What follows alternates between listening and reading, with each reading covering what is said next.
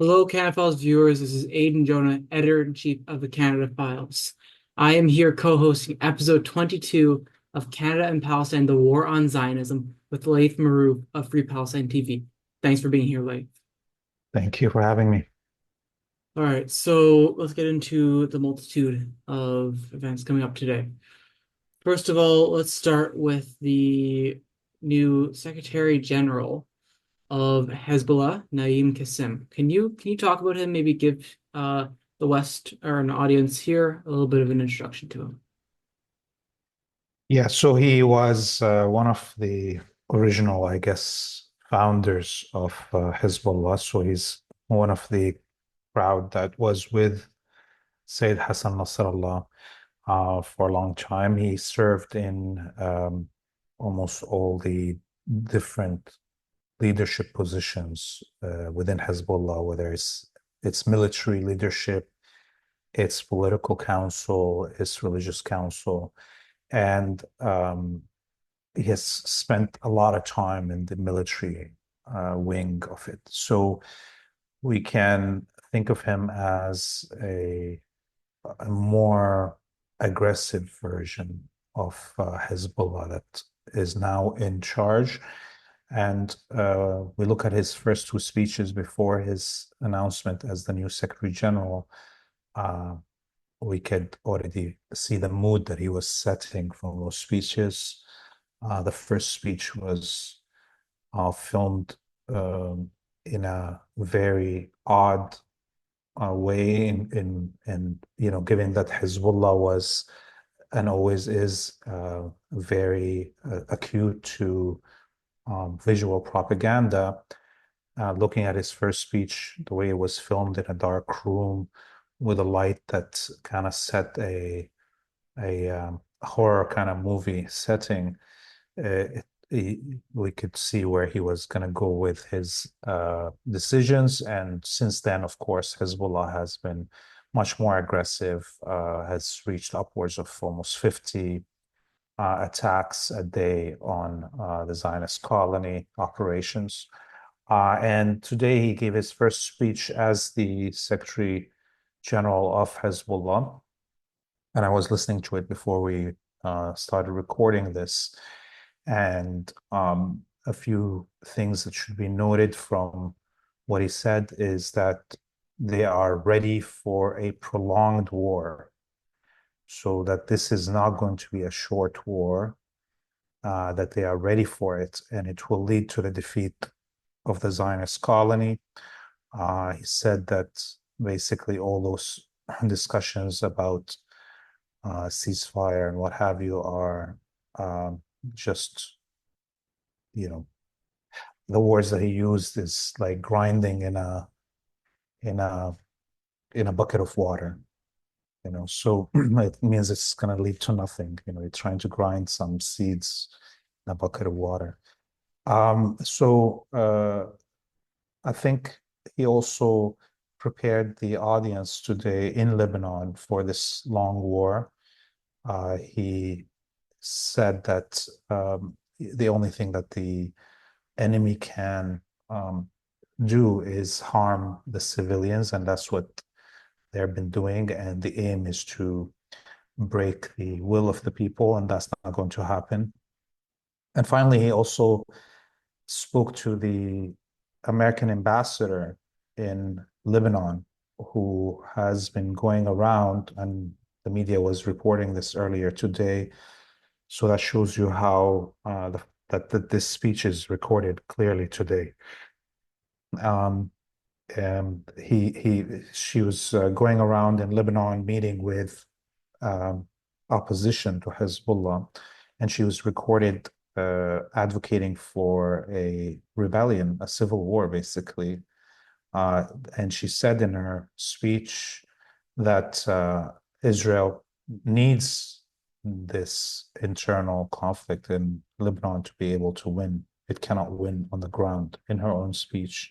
So he addressed her and told her that her what she's hoping for, the defeat of Hezbollah and the subjugation of Lebanon, will never happen, not even in her dreams, because her dreams will be nightmares of the defeat of the Zionist column. So, I think clearly from this speech and what I just told you before, we are going for a long war, and somebody is going to have to be defeated. Well, so certainly where I saw some of this news was from the cradle, and there's also this push to have this Lebanese Armed Force Commander General Joseph Aoun. They're trying to get him installed as the president of Lebanon. What do you know about him? Well, he is very close to the American embassy. He, has been touted as the next president for a while, but Hezbollah has a veto on it, and the coalition that Hezbollah has support with has a veto on it, and they have the majority of the seats in the parliament, so it's not going to happen. And this shows you why there is a Hezbollah. There's a Hezbollah because the military of Lebanon is infiltrated, is not equipped to defend the country, and is run by agents of the West. So, the thing that the Americans have a problem with is that even though they have control of the leader of the military, the vast majority of members in the military are soldiers, basically, are actually Shia. So it's impossible even for a collaborationist like General Aoun to get the military to fight against Hezbollah. There will be a coup against him. There will be a mutiny if he attempts to do such a thing. And the militias the Phalange and others that may be another option for the U.S. to start a civil war here in the streets of Lebanon are much, much weaker than even in the 80s or the 90s or the early 2000s. They have lost all their old guard that may have been trained and or fought on the ground here. And we see that since the Maronite Church got absorbed into uh, the Catholic Church with their acceptance of the Pope as the head of the church, there's been a harder time for the Phalange to move the clergy of the Maronite church to instigate civil unrest and or sectarian feelings, especially given that the Pope in the last year multiple times talked about genocide and war crimes and called on the stopping of Israel's crimes. And so how would the Maronite Church go against the Pope? It's impossible. So this is all fantasies, as Sayyid Qasim said about the Americans thinking that they can instigate some civil unrest here. Right, so obviously the ceasefire discussions that Israel is trying to push about are farcical. The risk that Israel is this talk of a potential US siege on Lebanon. So what is the deal here, and how in the world does the US think they could even pull this off with how they got humiliated by Ansar Allah? Yeah, and how they got humiliated by the nucleus of what became Hezbollah in 1982 when the American occupation of Beirut was implemented. And within a couple of months, they had to run away. It was like the fastest US retreat of any occupation in history when, a mujahid got on a truck full of explosives and went through the American base and the American embassy and took out 200 somewhat American soldiers. So Yeah, it is a lot of fantasies, but it is also what's coming.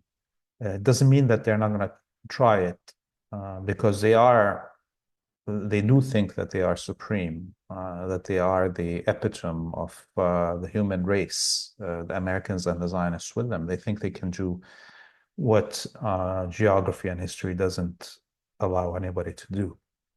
So, looking at the fact that Israel's already defeated militarily on the ground in Gaza, in Lebanon, in Yemen, and the fact that the US is the one that's been conducting actually much of the military operations that we're seeing, like the attack on Iran that just happened, was actually conducted by the Americans using American jet fueling, you know, flying jet fuel, refueling uh, tankers and American, aircrafts that had some Israeli flags painted on them. And the fact that actually even the bombardment here of Lebanon is not only being conducted by the Israelis, similarly in Yemen. So the US is fully engaged, and they will need to openly actually be active very soon. And the only thing that they're waiting for is this American election happening next week. And after that, we will see a full open engagement by the US in this war. And yes, they may conduct a siege on Lebanon. They're already conducting a half siege on Lebanon. Almost all the border crossings into Syria are bombarded every couple of days. The roads are closed. People are having to cross on their feet, even into the major border crossing from Syria. And so there's not much flights coming into the country and out of it, except the Lebanese national carrier, Middle East Air. And I don't think much shipping is coming also. So what we will see is just a completion of this partial siege that we saw. And it is actually great. I think it is positive that the US and the West fights this war openly on behalf of Israel, because them hiding and claiming that Israel is the one that's conducting all these operations is bad for us, because we're not able to attack American targets in the region. Once they are active directly in this war, then American embassies, American bases all around this region will become legitimate targets. Speaking of engagement, let's talk about the massive failure of the attempted Israeli engagement. And specifically, I want your thoughts, Laith, on this comments of Alistair Crook, an ex-British diplomat. He's saying that Israeli planes, they ran into Russian air defense system, and so Israel was forced to abandon their second and third waves of attack. I want your thoughts on that. Yeah, he's right. This is exactly what had happened. The Israeli and Americans had, remember, like just a week before, maybe the Americans used the B-2 bombers to attack Yemen. Okay, and that was number one, a training exercise for the Americans, and also a signal to Iran what was coming. And so uh, the plan was you have a first wave of aircrafts that take out the first and second line of air defenses on the ground of Iran. And then you have a second wave that penetrates the Iranian airspace and can hit the air defenses around Tehran. And then you have the third wave that includes B-2 bombers that will drop their bombs on Tehran. Okay. And so what had happened is that for the first time, the Iranians activated their long-range radar array that's stationed just outside Tehran. that can see on top of the mountains there and that can see all the way to Palestine. And were able to basically see the planes before they took off from the bases and recognized all the uh, long-range bombers like the B-2s. So once that was happening and the Israeli priority was to take out that first line of air defenses shot at the Israeli jets before they even went through, the beginnings of the Iraqi airspace. So they were just crossing in from Jordan when they were already confronted by the air defense missiles that were firing at them. So very little of the Iranian first line air defenses were hit. That's those the two four martyrs that we were told about. And that meant that the second wave and the third wave were now exposed. They couldn't even get close to anywhere Iranian airspace. And they had to withdraw immediately their aircrafts because they would have been taken down so easily. All right, Laith. So on the international front as well, let's talk about the Israeli move to formally drop their permission for UNRWA to operate in occupied Palestine. Now, obviously, it goes without saying that Israel is an illegitimate state in the first place in occupation, but this is going to have some real world impacts, some very serious real world impacts. So, can you take us through this? Yes, UNRWA has been the main UN agency helping the Palestinian refugee population around the world, and you know, in have built so many schools and medical facilities and housing. And so generations of Palestinians got their education through UNRWA, thankfully. And this is why, Palestinians have one of the highest literacy in the world, with some of the highest percentages of doctors and engineers per capita in the world. And so you could imagine that the effect of cutting UNRWA does not only lead to the starvation of uh, the Palestinians inside Gaza, but it also, takes away all the educational rights and housing rights of Palestinians inside historic Palestine, so in the West Bank and in Jerusalem and what have you. And this is the primary target of the Israelis is to, on the one hand, starve people, but on the other, to make them less capable of resisting. And if you don't have education, if you don't have housing, what have you, all of these things, it's less likely that you will be resisting. And so ultimately, this falls in the major Israeli plan of eradication of the Palestinians and their resistance. So now it would be necessary to switch to the Canada front. I do want to start on a smaller piece of news, which is the continued targeting of Samidoun. Now even the Telegram channel of Samidoun has actually been banned in US, Canada, some European countries. Now we have seen at least finally, some degrees of pushback in terms of the listing.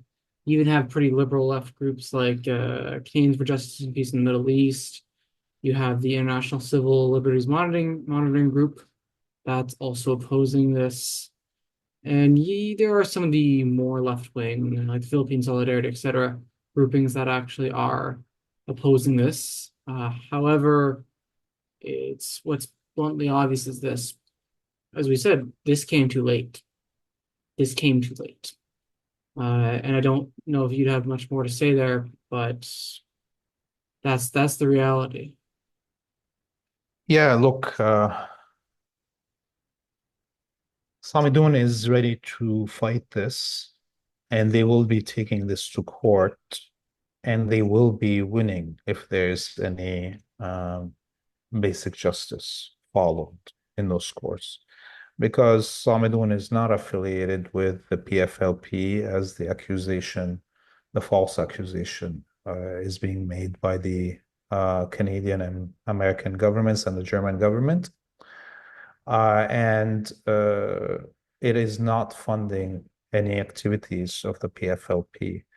It is an international organization that its sole purpose and its sole activities are educational programs about the plight of Palestinian prisoners. And anyone that looks at their events and their activities could tell, number one, that they don't have much money. Things are barely covering the activities of education in the West. Secondly, that they are not working on the ground inside Palestine. So the accusations will fall apart in any court. The other thing that all of our viewers should know is that these are the kind of smoke signals of what's coming. Okay. And what's coming is, according to Trump, in his own words, is the implementation of the 1786 or 88, I think, uh, uh, illegal immigrant act, which will allow the president, and this act was only used twice in the 20th century, during the Second World War, when Japanese and German Americans were interned, and during World War One, just when the American president wanted to deport thousands of Mexican Americans, and he did. So Trump is promising that he will be deporting 20 million American citizens and or people he doesn't like, illegal immigrants, as he called them. And he will be using this act, and this act allows him to arrest, intern, and deport without trial anyone he deems a problem for the country. So when you're talking about this, and coupled with the fact that we are going to a direct war between the United States and the Axis of Resistance, this means that all Palestinians, Arabs, and Muslims in the West, as well as anyone that stands in the way of Zionism and imperialism, will be subject to internment and deportation. And so people should be ready for what's coming. I've been saying this now for a year, but it's inching faster, I think, than people can recognize now. And I don't think it's going to matter if Trump gets into power or Harris. This will be a reality. Harris and or Trump will use this law to, act against the opposition to genocide. All right, Laith. So, speaking of the depravity of Zionists and their temper tantrums, we're also seeing further targeting of Francesca Albanese, who's the Special Rapporteur UN for situation around Palestine. Now, she's set to have some events in Canada, but of course, the Zionist lobby is mobilizing in all force. You had the is Canada in Geneva, so diplomatic Twitter account for the Canadian government. They actually came out and condemned Albanese. Obviously, the U.S. has as well. Do you have any insights on Albanese and her work? Yeah, I mean, I've been following her work. She's very well spoken. I think this is their main problem with her. It's not only that she's principled in terms of standing for the international laws and international human rights laws that she's supposed to be, investigating their implementation or not in Palestine, but also she's very well spoken. She's good looking. So these are all things that make her a prime target for the Zionist. They want somebody that's not well spoken. It's fine if they are pro-Palestinian, but they're not well spoken, no problem. If they're also not, presentable in front of camera, also no problem.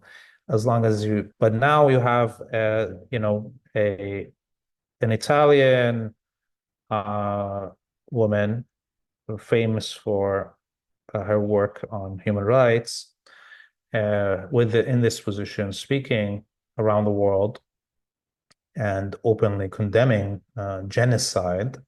She's not mincing words as they wish her to do. So the fascists in the Canadian government and the Foreign Affairs of Canada, led by Barbie, Melanie Joly, are attacking her. That's under the orders of their Zionist masters. And speaking of this atmosphere of repression and so forth, you're going to see there's this proposed bubble zone protest bylaw, which the Zionists are happy about. I saw this in the Ottawa Citizen. It reminds me of what Mendocino was crowing for months ago, again with safety zones. I believe it's the exact same recommendation, 100 meters. Yes, 100 meters is a recommendation again. So it's this continued, it's again the most pathetic Canadian style of repression of protest. It's not you can't protest, you just can't protest anywhere near where you'd want to protest to actually make an impact. What would you and organizers have done 20 years ago in response to such an action, Laith? We would just go and protest. The thing is that we've never asked anybody for permits. No police, no city hall, no nothing. These are supposed to be constitutional rights, the right to protest. So you don't need a permit. But unfortunately, a lot of the leadership of these demonstrations over the last year have been, giving up their rights anyways and going and asking for permits. So that once allow them to push the line there, they see that you're can be bullied easily and you're scared easily, then they push the line further. So right now, anyways, look, protesting didn't work in 2001 to stop the war on Iraq. And protesting now for a whole year didn't work to stop a live broadcasted genocide, a live broadcasted Holocaust. So anyone still thinking that their protest is gonna lead to anything in Canada is a fool, and or is misguiding people. Now is the time of direct action, and the spectrum of direct action is very wide, and you don't need neither organizations nor leaders to do direct action. It is actually probably imperative right now in this AI and supreme security gathering intelligence capabilities that the West have, that anyone that wants to organize and direct actions to actually do it by themselves. So take whatever idea you have and just do it, and there's much that can be done even with a few people around Canada, let's say, or other places, taking direct action that this disrupts, dismantles the genocide machine, will actually have the effect of a more effect than a whole year of these demonstrations. One or two people doing something. All right, Laith, so there's an interesting conference, and I learned about it through the Canadian Foreign Policy Institute. It's their newsletter. It's this Coordinating Council for Palestine. They're having their initial conference November 1st and 2nd. Now, CFPI said they're participating, but right now we don't have any of the names of who's going to be participating, who might be speakers, what organizations are going to be involved in this. Now, the language is interesting. For example, they say the conference theme, one of them will be to touch on the heroism of Palestinian and regional resistance to racializing and eliminatory colonialism. So there is support for the Palestinian resistance and the international resistance there. Of course, there's the global student intifada and divestments from Israeli enterprises. There's the BDS movement, but the BDS movement's been going on for ages. That's not really anything new at this point. And of course, with the targeting of Sami Aoun, the conference is talking about the struggle to free Palestinian prisoners facing their isolation and torture, which again is one of the main works of Sami Aoun, actually. And I think that's a big reason why they got targeted, is because of how bad that made the West and Israel look. So there's some interesting conference themes among others. Now, I think a lot of it will be down to who's actually there, who's actually speaking when this event occurs. But Laith, what is your initial reading from this very little information we have? This is going to be where? Held where? This is going to be held in Montreal. Okay. Well, obviously the themes seem to be strong enough. Uh, I don't know if they're going to be canceled or not. Depends, I guess, where they're holding the events. But looking at the ability of the Zionists to shut down Albanese from speaking in Toronto, they could be also able to do that. So I also don't know what's the point of conferences at this point in my life, honestly. I think the public is educated enough.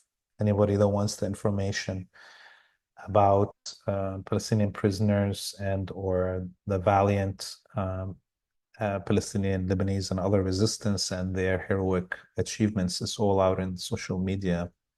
So I am personally kind of jaded with these things. I don't see them as having anything more than a symbolic effect. Clearly, almost everybody that's going to come to this conference or any other conference about Palestine is going to know 99% of what is already being going to be said on those stages. So my only thought is that maybe they're doing it so they can get shut down and so they can get a story in the mainstream media. Because I personally, as an organizer, wouldn't be doing this now. I would be, and partially this is why I'm not in Canada anymore. Because if I was there, I wouldn't have this patience to just not take direct action. And I think those who are there must look at the sacrifices that they are going to be talking about in this conference, the sacrifices of the Palestinian people, the sacrifices of the resistance, and do something that is worth comparing to that sacrifice. Otherwise, they're actually just, belittling all these sacrifices to a conference format. All right, Leif. So we do have one last story to touch on. That is that Honest Reporting Canada, the Zionist freak show that targets any mild little acknowledgement of Palestinian humanity in the Canadian mainstream media. They're getting some pushback. There's JSource. They actually published a call on X, encouraging journalists. They got online threats after being targeted by HRC. And they're encouraging them to reach out, which means they're maybe will be some degree of pushback finally against HRC. Now, it's fascinating that they even tried to target the breach, which again is a very social democratic outlet. There are no radicals, realistically, but they are obsessed with making sure that they don't get government funding. Now I understand why they're obsessed with getting not happening, because they've been trying to get the government to get the funding from Community Media Advocacy Center for years at this point, and that is no way coming along for them. But it's just this HRC is a farce. It's a complete farce, and well, there's some mild pushback. I don't know what you think there, Laith. Yeah, I mean, JSource is also a Quisling publication. They all don't have the guts to fight the Zionists head on. This is the main problem. They're all pushovers. Um, there was even, I think this, I've never said this before. The, after the Zionist attack on me and the Community Media Advocacy Center, uh, my life partner, Gretchen King, Dr. Gretchen King, she had published, along with another professor, a uh, a study before this scandal started. Okay, she had published a study of the Canadian media landscape in regards to Palestine and other issues, and it was called Apartheid on the Airwaves. It was published in the Canadian Communications Journal. So this is the highest academic journal in Canada that deals with communication and journalism sciences. And after the study was already published, under pressure from the Zionist, the Canadian Journalism and Communication Journal wanted to unpublish the study. I wasn't involved in it. I didn't write any word in it. There's no quotes of me in it. What and why? Because Dr. Gretchen King is married to Laith Marouf. Therefore, the academic departments in Canada, the Journalism and Communications Association, were going to withdraw and unpublish a peer evaluated study, and only under threats of being sued did they back down. So this is the reality of journalism in Canada, and the reality of the whole academic field of journalism and communication in Canada is full of Zionists, white supremacists, and wimps.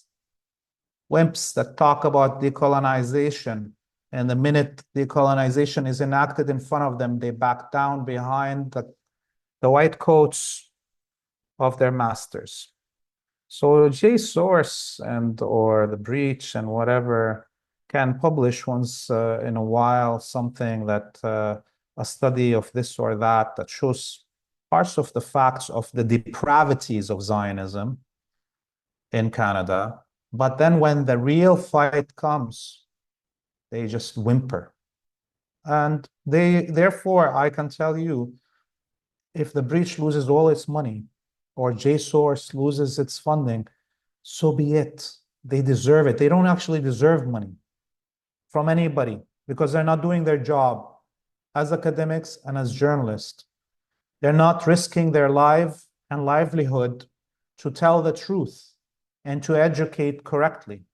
They're just skirting on the line of acceptable, civilized speech.